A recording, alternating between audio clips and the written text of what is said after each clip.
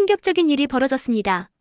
세계 언어학계를 주도해온 인공지능 전문가가 한국에서 단 5일 만에 무너져버린 것입니다. 그는 수십 년 동안 한글은 비효율적이다라고 주장해왔지만 서울역의 작은 키오스크 앞에서 생각이 송두리째 뒤집혔습니다. 실리콘밸리에서 15년간 언어 연구를 해온 한미국 박사가 한국에 와서 겪은 일인데요. 이 박사는 평생 한글을 무시해왔습니다. 그런데 2024년 서울에서 단 일주일을 보낸 후 국제학회에서 완전히 다른 발표를 하게 됩니다. 영어보다 빠른 입력, 더 정확한 음성 인식, 그리고 체계적인 문자 구조 앞에서 더는 버틸 수 없었습니다. 그가 국제학회에서 남긴 한마디는 전 세계를 충격에 빠뜨렸습니다. 한글은 인류가 만든 가장 완벽한 디지털 언어입니다. 도대체 그에게 무슨 일이 일어났을까요? 지금부터 함께 보시죠. 그 전에 잠깐만요. 버겁고 힘든 일상생활에 한 줄기 빛 같은 감동을 선사하는 감동망대입니다. 구독과 좋아요는 감동적인 이야기를 만드는데 큰 힘이 됩니다. 안녕하세요. 저는 언어학 박사 데이빗 김입니다. 제가 처음 실리콘밸리에 발을 디딘 것은 2009년이었습니다. 스탠포드 대학에서 언어학 박사 학위를 받고 곧바로 구글의 언어 처리팀에 합류했죠. 그때부터 저는 하나의 신념을 가지고 있었습니다. 언어는 수학으로 완벽하게 해석할 수 있다는 것이었어요. 15년간 저는 이 분야에서 나름 성과를 거두었습니다. 자연어 처리 알고리즘 개발로 3건의 특허를 받았고 2018년에는 MIT 테크놀로지 리뷰에서 35세 이하 혁신가로 선정되기도 했습니다. 동료들은 저를 언어의 수학자라고 불렀어요. 매일 아침 9시에 출근해서 밤 10시까지 코딩과 연구에 몰두했습니다. 제 연구실 벽에는 세계 각국 언어의 효율성을 분석한 차트가 걸려 있었어요. 영어가 맨 위에 있고 프랑스어, 독일어, 스페인어 순으로 배열되어 있었죠. 그런데 한국어는 항상 맨 아래쪽에 위치했습니다. 제가 직접 만든 효율성 지수에서 말이에요. 하지만 제가 가진 편견이 하나 있었습니다. 바로 한국어, 특히 한글에 대한 것이었죠. 저는 학회에서 발표할 때마다 똑같은 주장을 했습니다. 알파벳 26개로 모든 소리를 표현할 수 있는데 왜 40개의 문자가 필요한가? 한글은 디지털 시대의 비효율적인 언어 시스템이라고 말이죠. 제 논리는 간단했습니다. 컴퓨터는 0과 1로만 작동합니다. 문자가 적을수록 처리 속도가 빠르고 저장 공간도 적게 차지한다는 것이었어요. 그래서 저는 한글을 복잡성의 저주라고 표현했습니다. 불필요하게 복잡한 문자 체계가 디지털 혁신을 방해한다고 생각했죠. 사실 제게는 개인적인 이유도 있었습니다. 어렸을 때 어머니가 한국 분이셨거든요. 집에서는 종종 한국어를 들었지만 저는 의도적으로 외면했습니다. 미국에서 성공하려면 영어에만 집중해야 한다고 생각했으니까요. 그런 제게 한글을 연구하는 것은 마치 과거로 돌아가는 것 같은 기분이었어요. 2020년 코로나19가 터졌을 때도 저는 한국의 디지털 방역 시스템을 무시했습니다. 동료들이 한국의 접촉자 추적 앱이 얼마나 효과적인지 이야기할 때도 저는 그저 인구가 적어서 가능한 일이라고 치부했죠. 한글로 된 사용자 인터페이스가 얼마나 직관적인지에 대한 논문들도 읽어보지 않았습니다. 제 고집은 2023년까지 계속되었습니다. 그해 12월 샌프란시스코에서 열린 국제언어학회에서 저는 한국어의 디지털 한계라는 제목으로 발표를 했어요. 200여 명의 청중 앞에서 저는 자신 있게 말했습니다. 한글의 복잡한 조합 구조는 인공지능 시대에 맞지 않는다고 말이죠. 그런데 그 발표 후 질문 시간에 한 가지 이상한 일이 있었습니다. 한국에서 온 젊은 연구자가 손을 들고 물었어요. 실제로 한국의 AI 연구소를 방문해 본 적이 있느냐고 말입니다. 저는 당황했습니다. 15년간 연구해왔지만 정작 현장을 본 적은 한 번도 없었거든요. 그 순간 제 확신이 조금 흔들렸습니다. 하지만 여전히 저는 제가 옳다고 믿었어요. 수학적 모델과 이론적 분석이 현실보다 더 정확하다고 생각했으니까요. 그런데 2024년 3월 제 인생을 완전히 바꿀 출장 명령이 내려졌습니다. 회사에서 아시아 시장 진출을 위해 한국의 AI 연구 현황을 조사해오라는 임무였어요. 저는 내심 반가웠습니다. 드디어 제 이론을 현장에서 증명할 기회가 온 것이라고 생각했거든요. 2024년 3월 둘째 주 월요일 아침 제 책상 위에 출장 명령서가 놓여 있었습니다. 한국 서울 소재 AI 연구소들의 언어 처리 기술을 조사하고 보고서를 작성하라는 내용이었어요.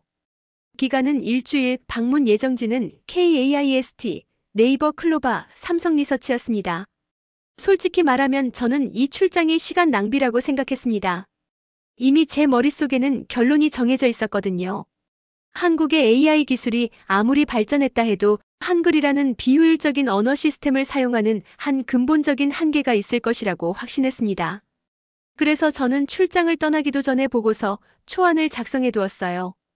제목은 한국 AI 산업의 언어적 한계와 개선 방안이었습니다. 핵심 내용은 뻔했죠. 한글의 복잡한 음소 조합이 자연어 처리의 비효율을 야기한다는 것, 그리고 영어 기반 시스템으로 전환해야 한다는 권고사항 말입니다. 동료들도 제 생각에 동의했습니다.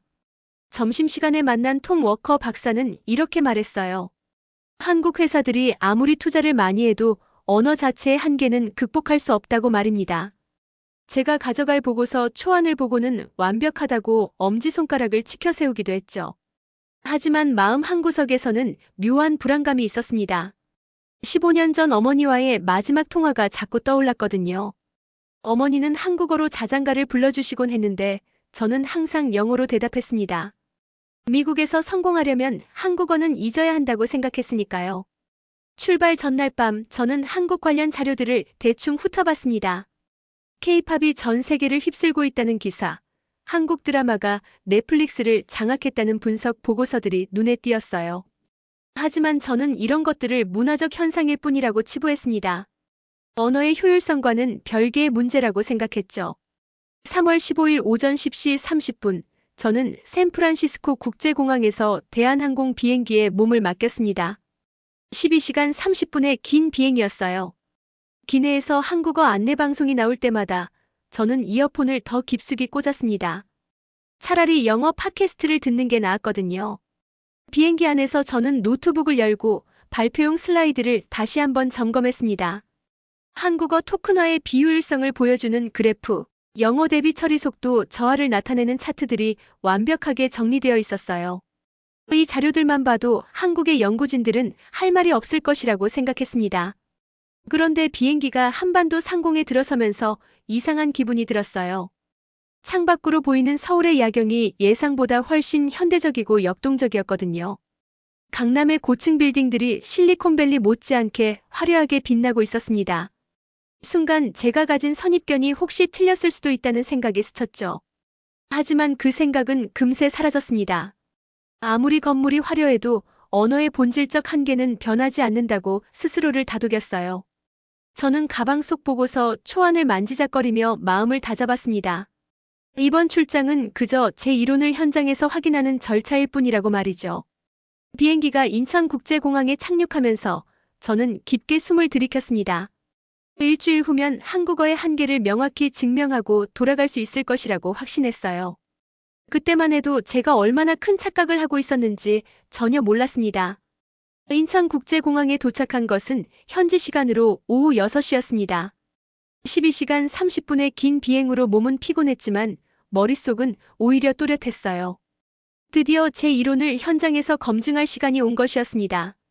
입국 심사를 위해 줄을 서면서 저는 주변을 둘러봤습니다. 공항 곳곳에 한글과 영어가 병기되어 있었는데 제 눈에는 한글이 공간만 차지하는 불필요한 요소로 보였어요. 영어만 있어도 충분히 소통할 수 있을 텐데 말이죠. 그런데 자동 출입국 심사대 앞에 서면서 첫 번째 충격을 받았습니다. 안내 모니터에 떠오른 문구를 본 순간 제 머릿속이 하얗게 변했거든요. 입국 심사라는 단 3글자였는데 이상하게도 영어 이머그레이션보다 훨씬 빠르고 정확하게 이해되었습니다. 처음에는 제가 잘못 본 것이라고 생각했어요.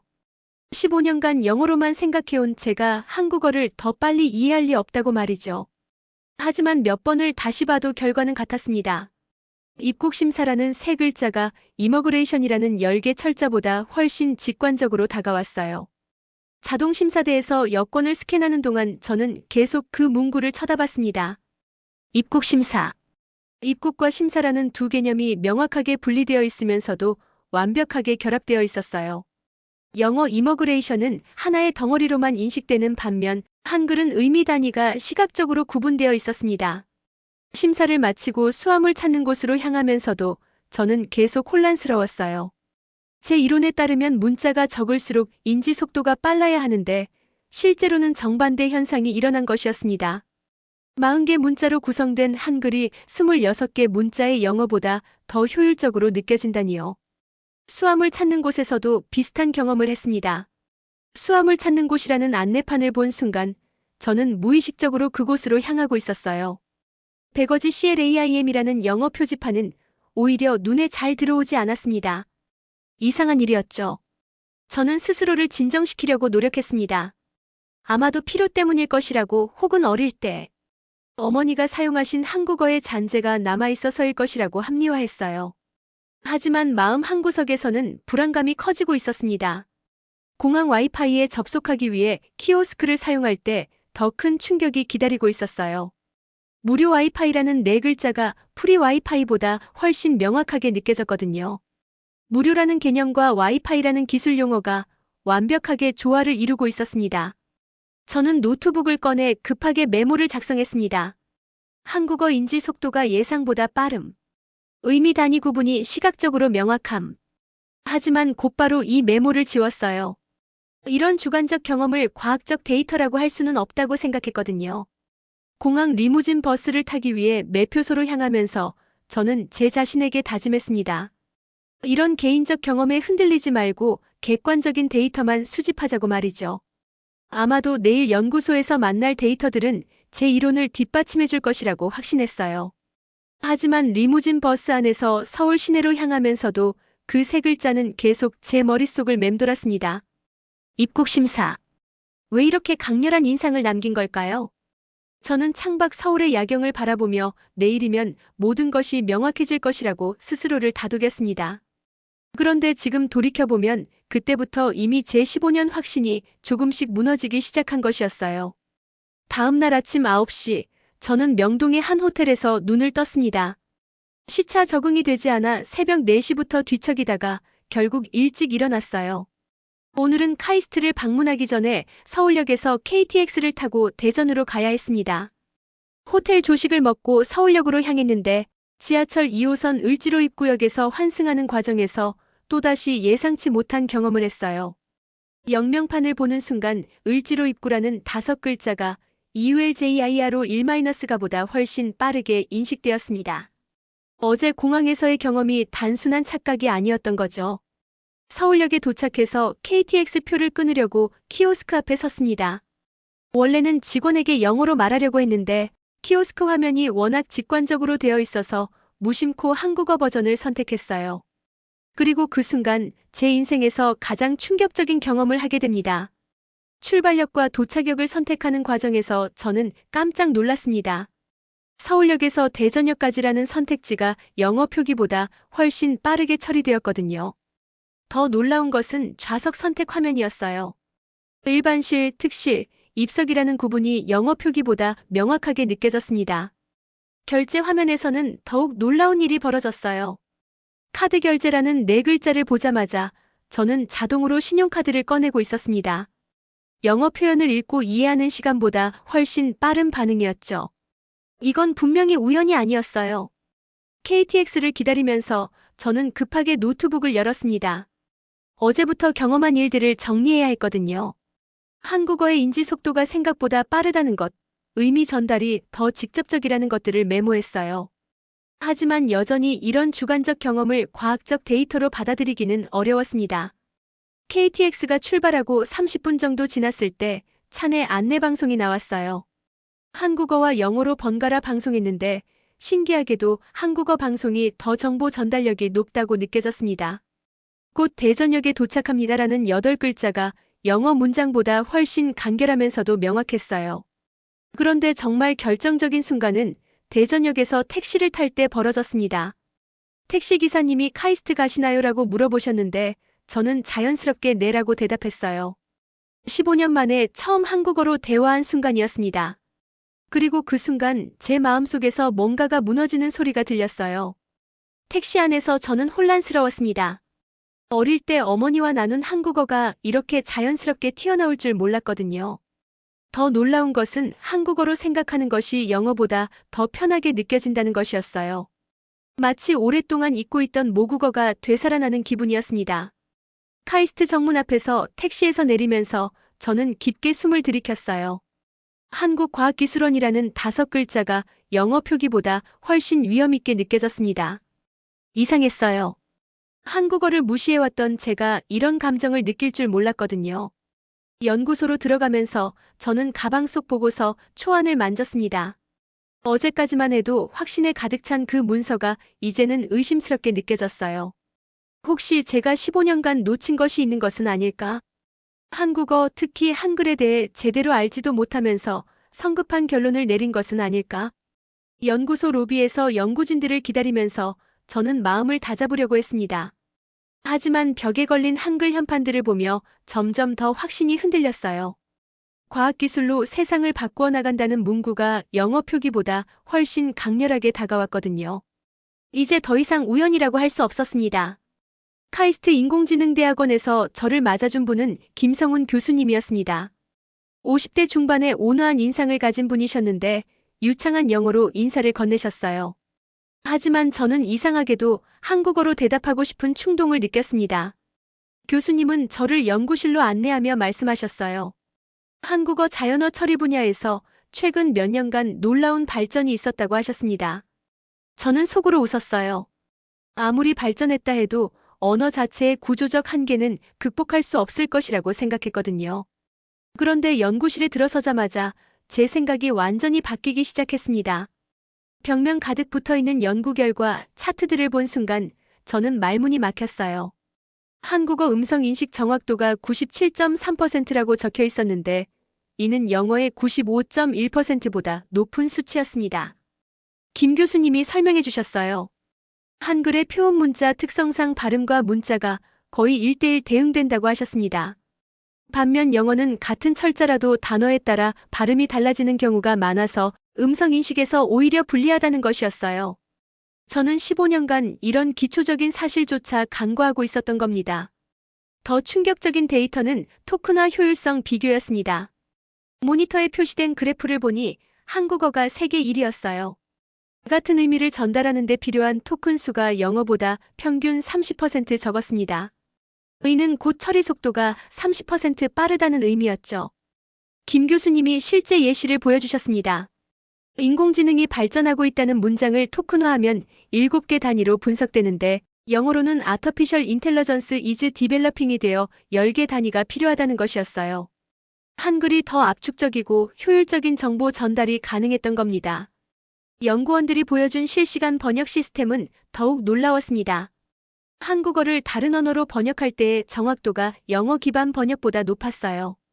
특히 일본어나 중국어 같은 동아시아 언어로의 번역에서는 압도적인 성능을 보였습니다.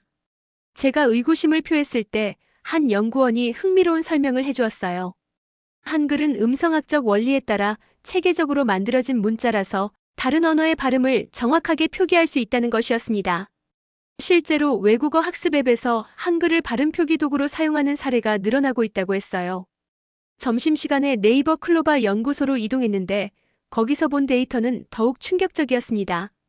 한국어 검색 엔진의 정확도가 99.2%에 달했어요. 의는 구글의 영어 검색 정확도 97.8%를 능가하는 수치였습니다. 클로바 연구진은 한글의 조합 원리가 검색에 유리하다고 설명했어요.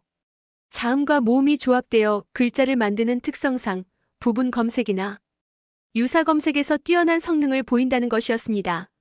사용자가 정확한 단어를 모르더라도 비슷한 소리나 의미로 검색할 수 있다는 거죠. 오후에 삼성 리서치를 방문했을 때는 더욱 구체적인 수치들을 확인할 수 있었습니다. 한국어 기반 AI 모델의 학습 속도가 영어 기반 모델보다 25% 빨랐어요. 의는 한글의 규칙성과 체계성 때문이라고 했습니다. 연구팀장이 보여준 비교 분석은 제게 결정적 충격을 주었습니다. 같은 용량의 데이터로 학습했을 때 한국어 모델이 영어 모델보다 더 빠르게 패턴을 학습했어요. 특히 맥락 이해 능력에서 현저한 차이를 보였습니다. 하루 종일 본 데이터들은 제 15년간의 연구를 완전히 뒤엎는 내용이었어요. 한글이 디지털 시대에 비효율적이라던 제 주장은 모두 틀렸습니다. 오히려 한글이야말로 인공지능 시대에 가장 적합한 문자 체계였던 거죠. 저녁 무렵 호텔로 돌아오는 택시 안에서 저는 혼란스러웠습니다. 가방 속에 들어있는 보고서 초안이 부끄러워졌어요. 15년간 쌓아온 제 이론이 단 하루 만에 완전히 무너져 내렸거든요. 이제 저는 어떻게 해야 할까요? 호텔방에 혼자 앉아 있으니 갑자기 모든 것이 조용해졌습니다.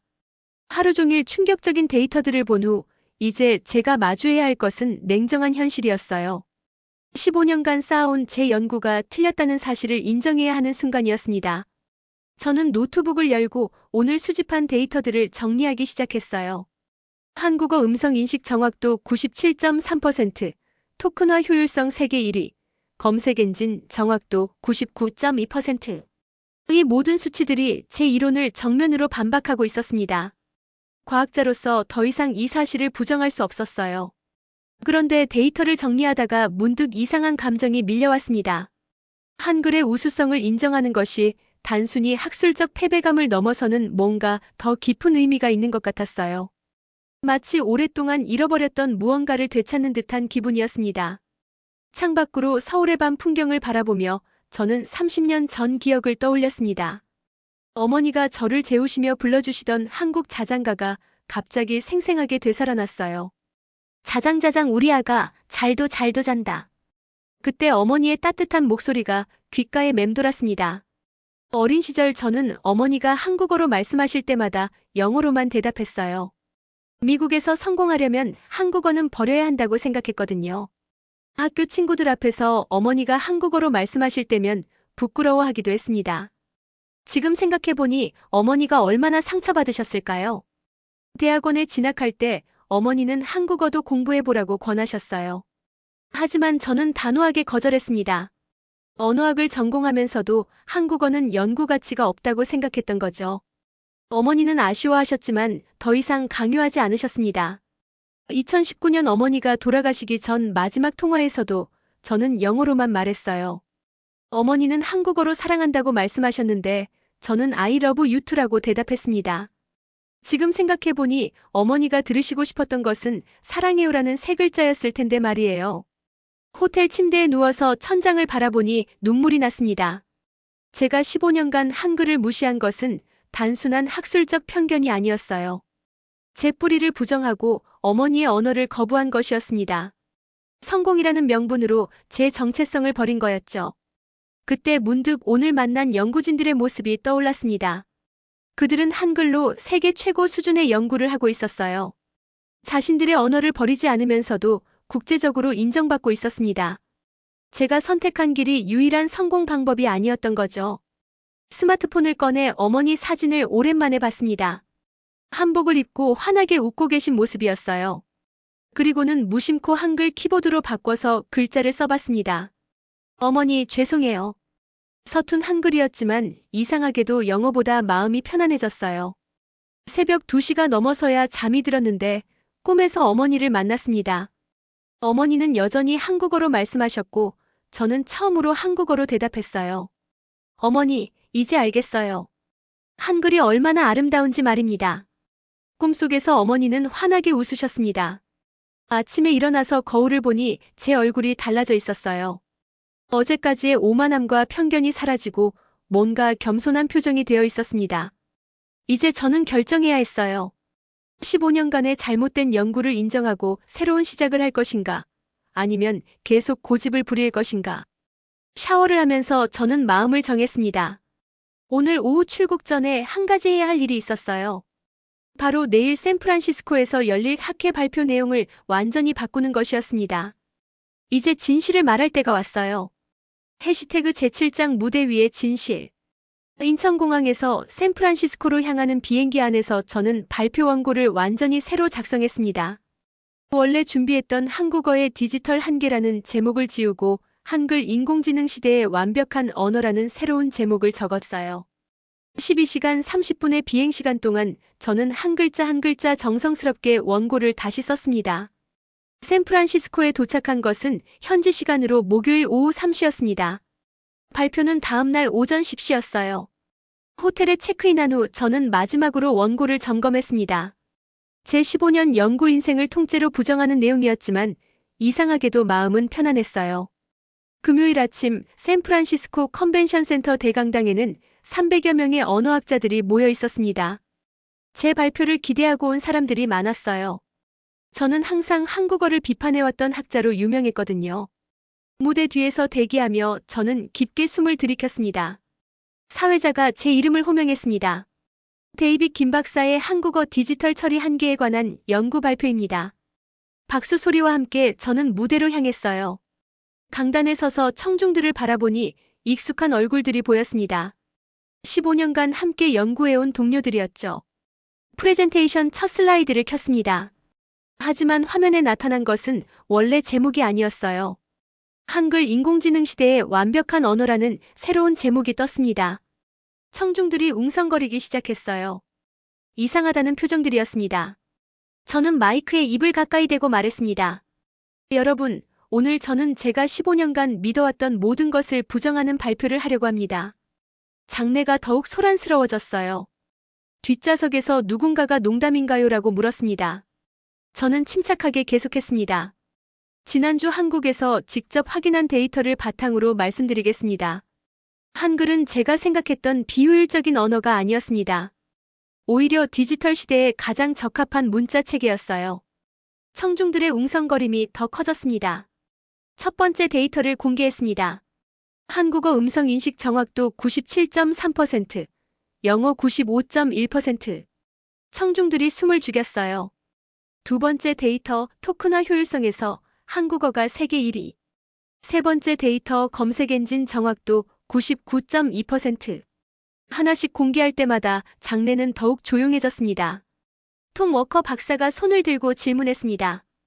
데이빗, 정말 그런 데이터가 나왔나요? 저는 고개를 끄덕였어요. 네, 제가 직접 확인했습니다. 카이스트, 네이버, 삼성의 연구진들과 만나서 검증한 자료들입니다. 톰의 얼굴에 당황스러운 표정이 스쳤습니다. 저는 더 깊은 고백을 했습니다. 사실 저에게는 개인적인 편견이 있었습니다. 제 어머니는 한국 분이셨지만 저는 성공을 위해 한국어를 버렸어요. 그 죄책감이 학술적 편견으로 이어진 것 같습니다. 청중들이 숙연해졌어요. 원래 준비했던 발표 원고를 꺼냈습니다. 그리고 청중들이 보는 앞에서 그 원고를 찢어버렸어요. 이 원고에는 한글의 한계만 적혀 있었습니다. 하지만 이제 저는 한글이 인류가 만든 가장 완벽한 디지털 언어라고 확신합니다. 마지막 슬라이드에는 어머니의 사진과 함께 한글로 쓴 문구가 있었습니다. 어머니, 이제 알겠습니다. 한글이 세상을 바꿀 언어입니다. 그 순간 장내는 완전히 조용해졌어요. 몇몇 사람들의 눈가에 눈물이 보였습니다. 발표를 마치자 잠시 정적이 흘렀습니다. 그러더니 맨 앞줄에 앉았던 MIT의 노 교수가 일어나 박수를 치기 시작했어요. 그 박수가 점점 퍼져나가면서 결국 전체 청중이 기립박수를 보냈습니다. 저는 그제서야 눈물을 흘렸어요. 무대에서 내려오는 길에 여러 동료들이 악수를 청했습니다. 용기 있는 발표였다고, 진정한 학자의 자세라고 격려해 주었어요. 톰도 다가와서 말했습니다. 내가 옳았어, 데이빗. 우리가 놓친 것들이 너무 많았어. 발표를 마친 후 잠시 동안 장내는 완전한 침묵에 휩싸였습니다. 300여 명의 청중들이 제가 방금 한 말을 소화하느라 시간이 필요했던 것 같아요. 저는 강단에 서서 그 정적을 견뎠습니다. 15년간의 연구 인생이 이 순간에 달려 있었거든요. 그러더니 맨 앞줄에 앉았던 MIT의 로버트 천 교수가 천천히 일어났습니다. 그리고 박수를 치기 시작했어요. 처음에는 혼자였지만 곧 옆 사람들도 하나둘 일어나기 시작했습니다. 그 박수가 점점 퍼져나가면서 결국 전체 청중이 기립박수를 보냈어요. 박수 소리가 5분간 계속되었습니다. 그동안 저는 무대 위에서 눈물을 참았어요. 동료들의 따뜻한 시선이 느껴졌습니다. 제가 용기를 내어 진실을 말한 것을 인정해주는 것 같았어요. 어머니가 살아계셨다면 얼마나 기뻐하셨을까요? 질의응답 시간에는 예상보다 많은 손이 올라갔습니다. 첫 번째 질문은 구글의 톰 워커 박사였어요. 데이빗, 이런 결론에 이르기까지 얼마나 어려웠나요? 저는 솔직하게 대답했습니다. 제 인생에서 가장 어려운 결정이었지만 과학자로서 진실을 외면할 수는 없었습니다. 스탠포드의 제니퍼 리 교수가 두 번째 질문을 했어요. 앞으로 한국어 연구를 계속할 계획인가요? 저는 웃으며 답했습니다. 네, 이제 시작입니다. 한글의 잠재력을 제대로 연구해보고 싶어요. 청중들이 다시 한번 박수를 쳤습니다. 발표가 끝난 후 여러 동료들이 저에게 다가왔습니다. 어떤 분은 자신도 한국어에 대해 편견이 있었다고 고백했어요. 또 다른 분은 함께 연구하고 싶다고 제안하기도 했습니다. 15년 만에 처음으로 이렇게 많은 사람들과 진심 어린 대화를 나눴어요.